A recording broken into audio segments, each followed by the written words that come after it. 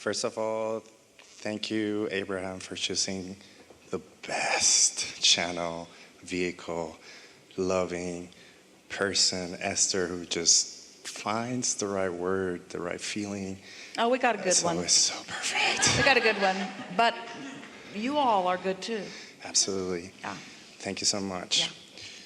So many questions. Some of them are academic. Some of them are practical.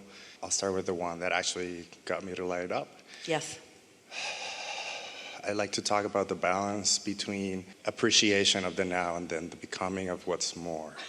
So many times, as I keep doing this work, things just pop up, instant manifestation, and all of a sudden, I'm thinking about the next, but I don't want to misappreciate. Well, before you go too far, we want to point out to you the perfection of your question. Because you said, I want to understand the balance, and then you went on the balance between appreciation and the manifestation of it. And that question was perfectly balanced. In other words, because you understand, as long as the appreciation feels keen, then you're right there. Here's a it's going to feel odd example. Esther remembers many years ago sitting and looking through catalogs. They came by the hundreds to her mailbox. And she would save them until she had an evening that she could sit and look through them. And for the first hour, it was really fun. And then after a little while, she would feel worse and worse and worse and worse and worse because there were so many unmanifested things in those catalogs. At first, it was that idea, oh yeah, that would be fun to experience in this way. But after too many things that you don't yet own, it got out of balance. Have any of you ever done that to yourselves? Where at first it's fun and then you just think, I want to die. Because you've accentuated the gap between your desire and your manifestation, and you just got out of balance. Can we turn that around a little bit? So Yes. more like I know from a young age that my desire will take me anywhere I want. Yes. But if I stand on that desire, not paying attention to the resistance, I'll get there, but I'll feel run down when I get there. So more and more. Well, you can't even really get there. You can't really get to where you want to be without feeling good in the process. You can get to some manifestation that sort of replicates it, but the true essence of what you wanted, you miss that mark unless you're feeling good. Absolutely. So sometimes you get to the thing you thought you want and it doesn't feel that exciting anymore. Sometimes it's just a thing that's taking you to the next. It always is that. Not sometimes, it always is that. 100% of the time it's that. So there's these two parts of me. So when you hear people say to their children, or you say to your children, are you never satisfied? The correct answer is no. Absolutely.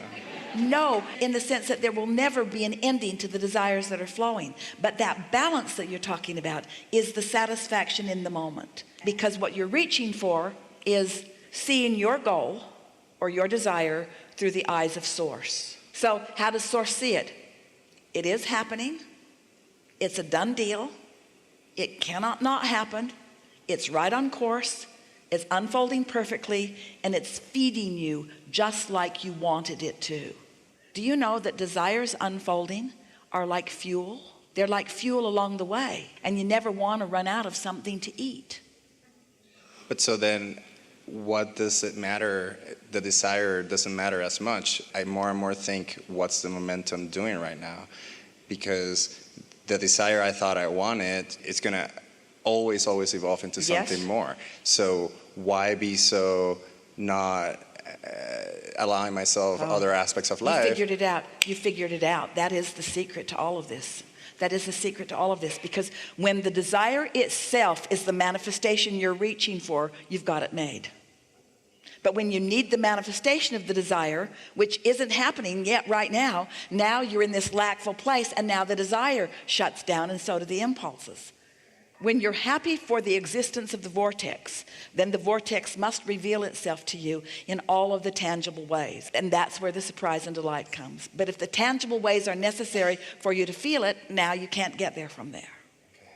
So I always say, if you're not thrilled or satisfied, even in the becoming, you're missing the point.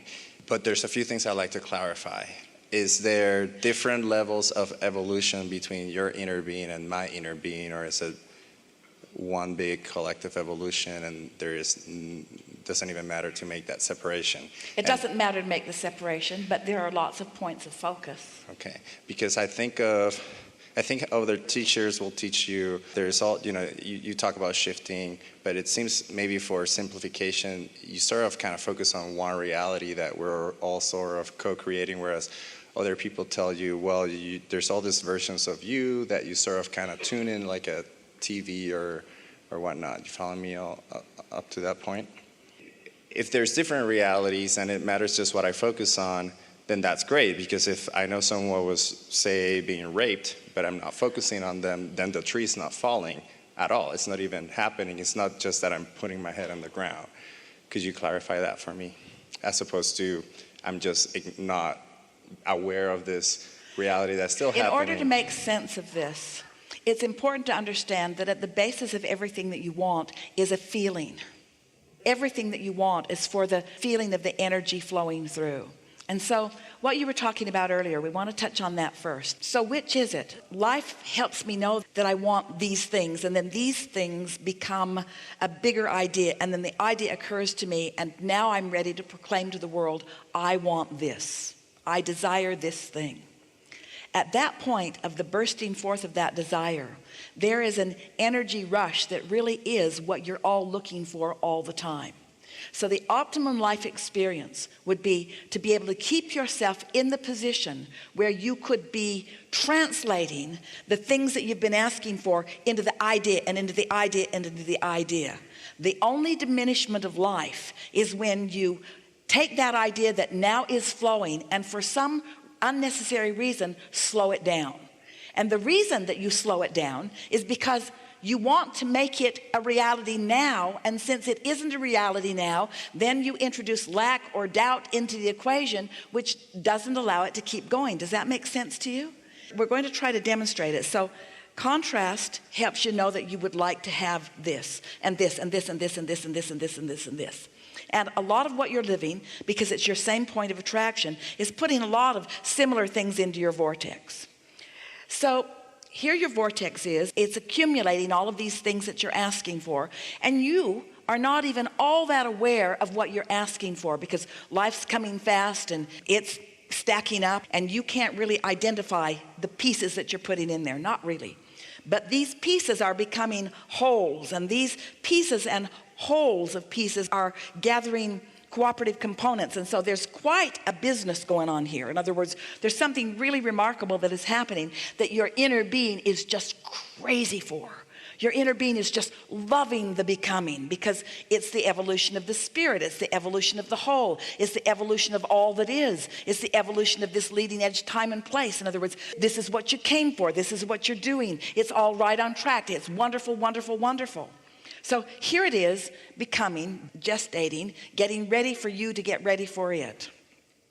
And you are ready for it because you've been tuning in, you've been appreciating, you've been looking for positive aspects in things, you've been meditating, and you get a glimpse of it that is just intoxicating for a moment.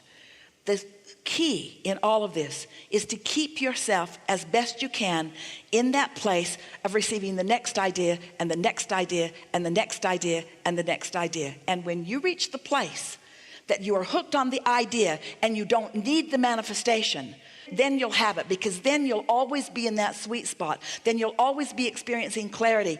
And strangest thing, all those manifestations will be raining down around you.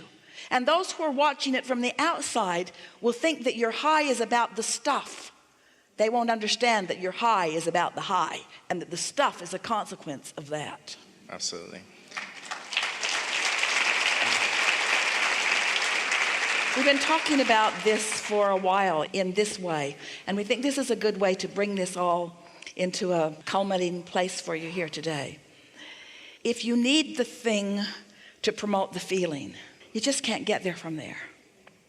But if you believe that you can promote the feeling and you've mastered that, then the things have to come. Because once you've mastered the feeling, you've steadied the vibration. That's that balance you were asking about. And once you've steadied the vibration, a consistency will happen, which will cause momentum. And the momentum is necessary for the creation to come about. But when you want it but, and want it but, and want it but, then you don't allow the momentum to move into that creative. So here's what I know. I had this blessed experience where I had, the best way that I can explain it is everything conversion to this point of being a singularity where every sound became the most harmonious, every image became just this white, pure light. And the best I can describe it is crystallized, pure love, well-being. We call that in alignment with your inner being and seeing the world through the eyes of Source. Absolutely. And so I had that experience where I know it's not that I will get there. I know that part of me is always there. It's always calling. It's what's actually that Disney river that's always flowing. Yes. And it's pulling me to. So then there's this mini little part of me here in the real world trying to soar. And so is that... Well, how are you going to keep that part of you from messing up that part of you? How are you going to keep that needed to manifest part of you to mess up the I'm in the zone part of you? Following my guidance always. And the answer to that, really, you're right, but it's caring about how you feel and remembering that everything that you want is about how you feel anyway. And then before you know it, you get the horse out ahead of the cart instead of the cart before the horse, and then you're out ahead of it. You're happy, and then you're happy, and then you're happy, and then you're happy, and then. So that part of me is always there. I kind of given up the idea that this little part of me has free will. It has either turning the valve or on or off, because the free will comes from the bigger part of me that has the longer momentum. But that little part of you that you're talking it's about, important that too. important little part of you that you're talking about is the part of you that put all the stuff in the vortex to begin with. It's the part of you that put all the stuff in there. It's the part of you that understands the relationship between who you really are and who you're allowing yourself to be. There is no downside to you. There is no part of you to talk smack about. I want to clarify that. I'm not talking smack about it. I'm just trying to make the bigger point of that this little part of me is what turns the valve all on or partly on or not based on, like you say, the opinion that I'm formulating right here, right now. But there's something about the way you're describing it that's not quite right. And what that is that that part of you that's not very well connected can become better connected. And then that part of you that's a little better connected can become better connected. And that part of you that's better connected can become better connected. One leads to the other, leads to the other, leads to the other, leads to the other. And it does not matter where you tune in to where you are at any point in time. It doesn't matter how far away you think you are or how far away you really are from connection with who you really are. Who you really are is going to continue to call you and call you and call you and call you and call you. And now you know what you know, you're going to hear the calling and you're going to know what to do. We overtalk this and we overthink this and we make it more complicated than it needs to be. I'm getting to the question. So we are out of time. So you're getting to the question? You're just now getting to the question? What is the question? Like you say, every day you wake up and, you know, it's basking on it, it's getting to that, elevating yourself to that point. So every day I wake up and it's almost instantaneously. Sit on my bed and I just feel the flush of Source through me. There's other times where I do the exact same thing physically and I'm thinking the exact same thoughts, but there is sort of a underlying, unaware emotional part that's pulling somewhere else, and I don't always know why. And this is step 5, being okay with it and letting it play its momentum. It's being okay with it, and it's not trying too hard to figure it out. And it is this: when you know you're high, focus and watch yourself increase the momentum by your focus. When you know you're not there, bail out. Don't try to make it happen from there, because that just holds that place in that place that's strong enough that it'll keep showing up. If you don't try to fix that when it feels like that, you give your attention to it when it feels good and you withdraw your attention when it doesn't feel good, what happens is pretty soon that dissipates completely and it becomes a non-player in your experience.